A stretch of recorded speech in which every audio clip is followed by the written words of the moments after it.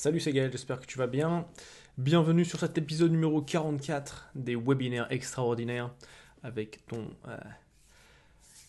host, your host, Gaël Rainier, copywriter, oui, oui, oui. Donc bienvenue. Ce soir, on voit quelque chose. Je réponds à une question qu'on me pose très régulièrement, c'est quand on me dit, voilà, Gaël, comment remplir mon webinaire? Donc c'est quelque chose que j'aborde, parce que simple, j'ai encore répondu à la question cet après-midi avec une des personnes qui vient à mon atelier du lundi 4 novembre, euh, où justement me demandait, ouais, c'est bien d'avoir un webinaire, la structure du webinaire qui convertit, vraiment fantastique, c'est ce que je recherche. Et ce que je souhaite en plus, c'est vraiment de savoir comment pouvoir le remplir. Donc c'est cette question à laquelle je réponds dans cette vidéo. Bonjour Raphaël et bienvenue sur le live. Voilà, mais avant de commencer, voilà, si tu ne me connais pas, voilà, je suis Gaël Régnier, je suis le co-auteur de ce livre Fit for Purpose Leadership numéro 2, et c'est un best-seller sur Amazon.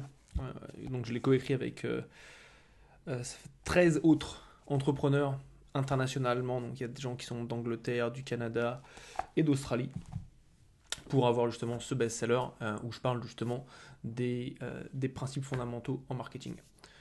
Donc, où sont tes clients pour ton webinaire? Alors c'est simple, on en revient toujours au même point qui est celui-ci, qui s'affiche juste là, qui est mets-toi à la place du client. C'est toujours la même chose. À partir du moment où tu réfléchis du point de vue de qu'est-ce que le client veut, où est-il, ainsi de suite, c'est là où tu as les résultats. Point barre.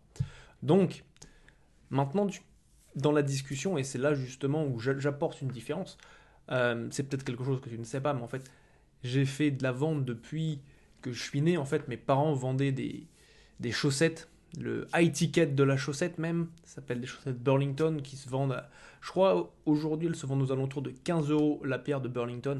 Donc c'est pour te donner, tu vois, 15 euros une paire de chaussettes, ça commence à taper, tu vois. Et donc, en fait, ce qui s'est passé, c'est qu'ensuite, mes parents ont eu des magasins. Enfin, mon père avait des magasins. Et donc, en fait, quand ton père a des magasins, qu'est-ce que tu fais? Bah, je l'aide, tu vois. Donc, tu l'aides à vendre des chemises, des costards, ainsi de suite. Donc, ce qui se passe, c'est qu'un client venait pour acheter une chemise, on lui vend une chemise, tu lui fais un upsell sur la veste, upsell sur la veste, suivi directement par un downsell sur la cravate, pour qu'il reparte justement avec un panier moyen qui soit supérieur. Et donc, en fait, grâce à ça, c'est ce que j'applique aujourd'hui quand je fais mon consulting avec mes clients. Donc, quand j'étais au téléphone avec cette personne, qui sera là le 4 novembre, ce qui se passe, c'est qu'en fait, ben, je regarde pas uniquement, tu sais, j'ai pas les œillères du marketing en ligne. On dit oui, tu fais des webinaires, tu fais de la pub Facebook, ceci, cela. Parce que ça, tu vois, c'est une grosse erreur que j'entends très régulièrement. Où en fait, c'est simple, en anglais, je vais te donner une comparaison. En anglais, on dit, voilà, quand tu vends des marteaux, tout ressemble à un clou. Et là, tu vois, c'est ça, tu vois, c'est facile d'entendre dans le marketing et chez les marketeurs, ils disent, voilà, on va faire des pubs Facebook. La plus grosse ânerie que j'entends, c'est quand on me dit, ouais, mais c'était quelqu'un de tête qui vendait des solutions de ce qui s'appelle du disaster recovery, de la recouverture de désastres d'IR.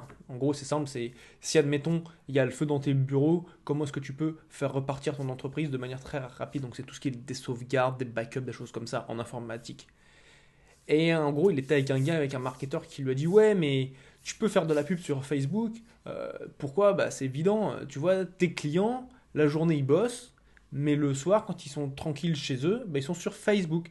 Donc à ce moment-là, tu peux leur parler de disaster recovery. Et là, encore une fois, je vais leur montrer ça, tu vois, mets-toi à la place du client, quoi. Le mec, il vient de passer sa journée par rapport à son entreprise, il vient sur Facebook pour se détendre. Tu crois vraiment que le seul truc qu'il a envie, c'est qu'on lui parle de disaster recovery?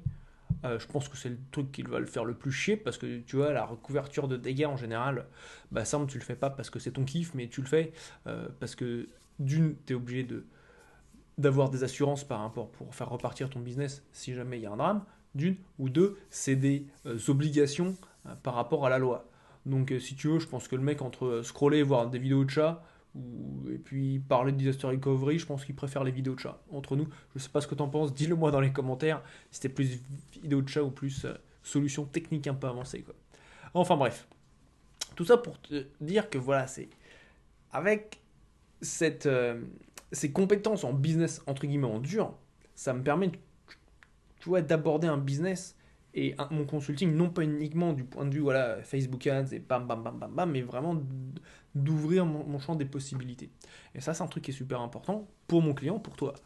Pourquoi? Parce que ça veut dire que t'es pas cantonné à ce que tout le monde te dit, tu vois. Parce que si tu fais comme ce que tout le monde fait, mais voilà, ça, tu tombes dans ce qui s'appelle un océan rouge, et quand tu es dans l'océan rouge, bah, c'est simple, et bah t'es comme tout le monde. Donc ça, c'est un gros problème. Voilà, merci pour les personnes qui sont là. Si vous êtes en live, en direct, et que vous pouvez me mettre un petit commentaire, me dire un petit coucou, ça va me faire très plaisir. Je ne sais pas qui envoie les likes.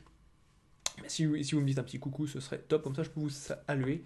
Et bien sûr, si tu as des questions, toi, derrière ton écran, pose-les-moi dans les commentaires pour, voilà, pour qu'on puisse avoir une conversation qui va dans les deux sens. Donc on en était là. Donc voilà, donc où sont tes clients pour ton webinaire quoi? Donc c'était la question qu'on m'a posée. On m'a dit ouais mais où ils sont? Est-ce que je fais de la pub? Est-ce que je fais ceci? Est-ce que je fais cela? Déjà la première chose à voir c'est si tu es en dur ou si tu es en ligne. Salut Raphaël. Si tu es en dur ou si tu es en ligne. Si tu es en dur, ça veut dire que c'est un magasin avec des briques, tu vois. Donc c'est un vrai truc. Donc là, tu vois, c'est une première approche. Tu vois, donc quand tu as un magasin en dur, ok, en fait, ce qu'il faut que tu te dises, c'est très très simple. C'est que tu as tout un écosystème autour de toi. Et ça, c'est souvent quelque chose qui est très différent de quand tu as un business qui est uniquement en ligne. Pourquoi? Parce qu'en fait, quand tu as un business en dur, tu vas commencer à...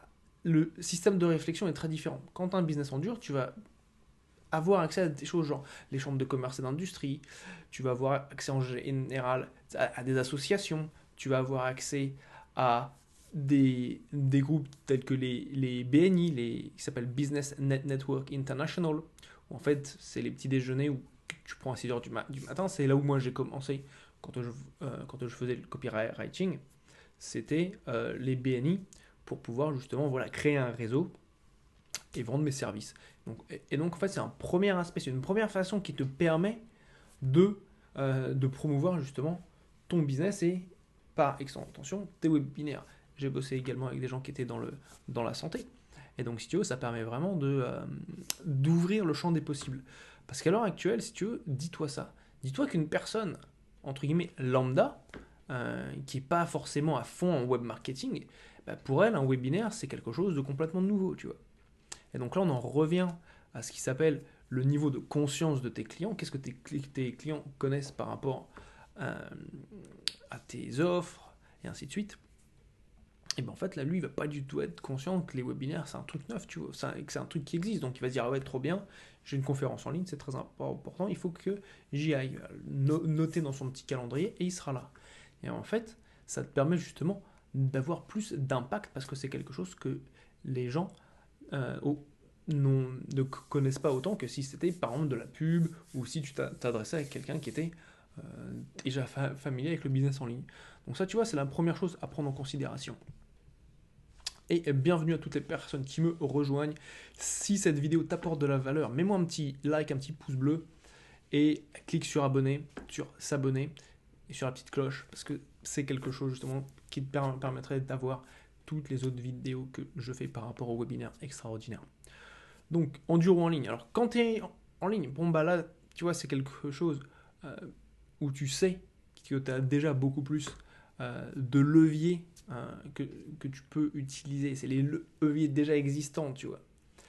Et la question, c'est pas tant, voilà, Facebook Ads, Google AdWords, SEO, ainsi de suite. Non, c'est qu'est-ce qui va fonctionner par rapport à où sont tes clients. Je te le répète, si tu viens juste de me rejoindre, il faut absolument que tu vois ça. Mets-toi à la place du client. Où est le client? Où est-ce que le client va être amené à se retrouver et à conglomérer?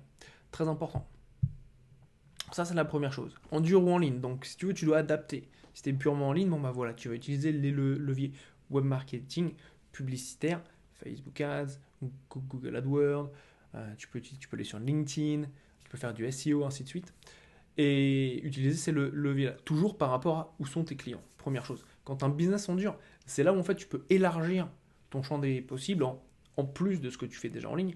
Tu as accès à tout ce qui est les associations, les conférences, la chambre de commerce et d'industrie, les groupes de réseautage. Donc tu as beaucoup plus euh, de possibilités auxquelles on ne pense pas souvent quand on fait que du web marketing. Donc ça c'est la première chose.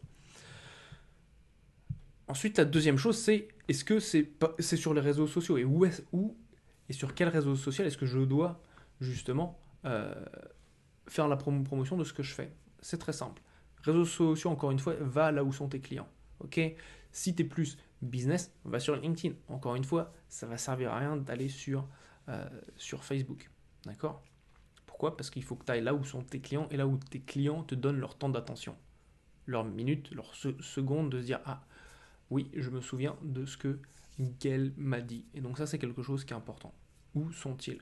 Encore une fois, avec l'exemple de la technique, le mec, le soir, quand il est chez lui dans son canapé, il n'a pas envie d'entendre pas parler de backup. Ça le fait chier. Bah voilà, va là où ton client est, au moment où il est disponible et où là sa tête par rapport à ça. Tu vends des vacances? Ouais, tu vois, les photos de la plage, avec des gens, avec des couples qui sirotent des petits cocktails au bord de la piscine. Bah, ça, tu vois, c'est déjà plus sexy, tu vois, sur Facebook. Tu vois, c'est le truc qu'on va plus kiffer.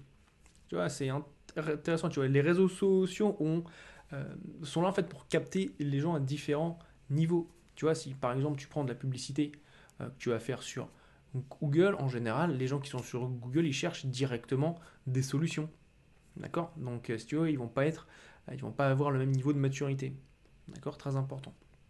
Alors que quand tu es sur Facebook, tu passes plus par une phase d'amusement slash éducation. Quand tu es sur LinkedIn, c'est un peu plus axé business, c'est plus direct, plus cash. Donc, bien prendre en considération les réseaux sociaux et ce que les gens viennent y chercher. D'accord. Donc ça, c'est quelque chose de très important. Parce que si tu écris le même message, et ça, c'est tout l'art du copywriting, donc si tu bosses pas avec un copywriter, tu ne pourras pas comprendre, c'est qu'en fait, il faut adapter le message par rapport au médium que tu vas utiliser, par rapport à l'endroit qui va diffuser ton message. Très important. Salut Yann, bienvenue sur le live, un petit Add to Broadcast. Voilà Yann, un ami fidèle du broadcast. Bienvenue. Et en troisième, donc on arrive au numéro 3. Le troisième, c'est qu'il faut voir plus loin. Ok. C'est facile de se dire, voilà, mes clients, ils sont là maintenant, tu vois, et d'avoir une vision myope. D'accord. De se dire, voilà, où est-ce que je peux les avoir dans le très court terme. Ok. Très court terme, en général, ça n'apporte rien. Enfin, ça apporte sur le court terme, ce qui fait que, en fait, tu vas être comme un petit hamster dans sa roue. Tu vas t'essouffler, tu vas y galérer. Le business et la vie, ça en général, c'est la même chose. C'est une course de fond, c'est un marathon, tu vois. Et donc, pour bien poser les bases, bien prendre le temps justement de pouvoir voilà, avancer, il faut toujours se dire et d'aller voir plus loin. Ok. Donc, où sont tes clients pour ton webinaire? Regarde, là maintenant, avec tes différents cercles, première chose, commence par ton premier cercle d'influence. Ensuite, va un petit peu plus loin en faisant ce qui s'appelle de l'organique, comme ce que je fais à l'heure actuelle avec ces vidéos. Donc, de l'organique, c'est je te donne du contenu de valeur avec extrêmement de valeur dedans, voilà, que tu vas pouvoir utiliser, ce qui va te permettre à toi, ben voilà, d'avoir une vision un petit peu différente par rapport au webinaire, de répondre à des questions que tu te poses. Et à moi, ça me permet simple de me faire connaître et puis de commencer à établir une relation avec toi pour qu'ensuite, voilà, on ait une conversation pour un appel stratégique et pour ensuite, voilà, si on voit que ça colle, que tu deviennes client. Et ensuite, le troisième niveau, donc c'est dans tout ce qui est donc du payant, donc de la publicité, pour justement avoir un business qui va être sur le plus long terme. Et une chose qu'il faut bien que tu te dises, c'est que une personne qui te rejoint aujourd'hui, sur ta mailing list par exemple, va pas forcément soit venir sur ton webinaire aujourd'hui ou de devenir cliente aujourd'hui. Elle peut très bien être cliente dans 3 mois, dans 6 mois. Et donc en fait, il faut avoir justement cette mentalité, cette vision sur du plus long terme en se disant, voilà, établir un effet de roulement par rapport à ta communauté que tu crées. Et donc en fait, c'est ça qui est absolument clé, c'est de se dire, donc de voir le webinaire également comme une machine qui va te permettre de faire grandir ta communauté pour avoir plus de personnes dans ta liste email et ainsi développer ton business. Donc ça, c'est quelque chose qui est absolument vital pour toi, pour changer vraiment le mindset par rapport à où sont mes clients. Et à la place de dire, voilà, bah, ils sont là, je les veux là maintenant. Non, non, il faut attendre. Enfin, il faut attendre. Il faut avoir cette vision long terme. Bien sûr, il faut des résultats à court terme, parce que ton business doit fonctionner, mais un truc qu'il ne faut pas que tu oublies, c'est que aujourd'hui, on va dire, on est fin octobre, début novembre. Dans 6 mois, on est en mai 2020. Voilà, en fait, en mai 2020, tu vas commencer à avoir des résultats grâce à ce que tu as fait aujourd'hui. D'accord? Et donc, en fait, le maintenant de mai, ok, est le demain d'aujourd'hui. La minute philosophie. Et donc, en fait, ce qui se passe, c'est qu'ensuite, tu établis un roulement qui va te permettre justement, ben, voilà, d'avoir cette courbe de croissance. Ça, c'est quelque chose qui est très important. Très important de ne pas avoir cette vision myope du business, ce que j'appelle le marketing pauvre. Il y a plusieurs piliers du marketing pauvre. Celui-là, c'en est un. Un autre, c'est de parler uniquement du prix et de baisser le prix comme seul levier, voilà, pour convaincre ses clients. Ça, c'est absolument un truc, je l'ai dit plus d'une fois à mes clients, on a inversé cette mentalité. En général, mes clients, bah là, j'en ai eu un, après 2 mois de conversation, de coaching, il a passé ses closings de 1005 à 3K, ce qui est quand même très très beau. Et j'en ai un autre, il a une augmentation il était passé de 200 à 300 euros, donc une augmentation de 50% de ses ventes, et il vend tout aussi bien. On a créé une stratégie marketing autour de ce changement tarifaire, ce qui fait qu'il a eu, voilà, boost avant le changement de prix et après le changement de prix, parce qu'il y a plus de valeur perçue, donc très important. Voilà, que me dit Yann? Yann me dit, en jardinage, la première solution pour réussir un jardin, c'est anticiper. Exactement, c'est anticiper. Je vais l'ajouter au broadcast, voir si c'est visible. Nickel, on voit tout. Je t'ajuste là, bim. Yann Lopion. En jardinage, la première solution pour réussir un jardin, c'est anticiper. C'est tout à fait exact. C'est la même chose en business. C'est la même chose pour le cheminement d'un client. Il faut anticiper les étapes suivantes et savoir où on voudrait la voir arriver. Et bien, c'est tout à fait ça. C'est exactement ça. C'est anticiper et pas voir uniquement là maintenant. Là maintenant, c'est important, mais c'est qu'est-ce qu'on peut faire, tu vois, dans les mois, dans les semaines à venir. Et ça, c'est quelque chose qui est absolument clé. Il y a besoin d'avoir un rapport de confiance avec la personne. Une fois que ça c'est en place, c'est là où on établit des vrais partenariats entre, voilà, le consultant, le copywriter, une agence et le client. Ça, c'est quelque chose qui est absolument fondamental pour y arriver sur la durée. Voilà. Bah, écoutez, je vous remercie beaucoup de votre présence. Si vous avez eu de la valeur, pensez à le partager avec votre communauté, parce que ça peut aider d'autres amis voilà, qui font des webinaires et qui se demandent mais comment remplir mon webinaire. Et puis sur ce, je vais vous souhaiter une bonne fin de journée. Et je vous dis à très bientôt, voilà, pour le webinaire extraordinaire numéro 44, qui sera là bien demain soir, mardi. Donc sur ce, bonne journée. Et Raphaël me dit, ah là, tu m'intéresses, l'anticipation. Ah oui, l'anticipation, très important. Toujours anticiper. Toujours anticiper. C'est absolument vital. Sinon, c'est simple, tu te manges des murs. Et personne n'a envie de se manger de murs, faut être clair. Bon allez, bonne soirée à vous. Salut.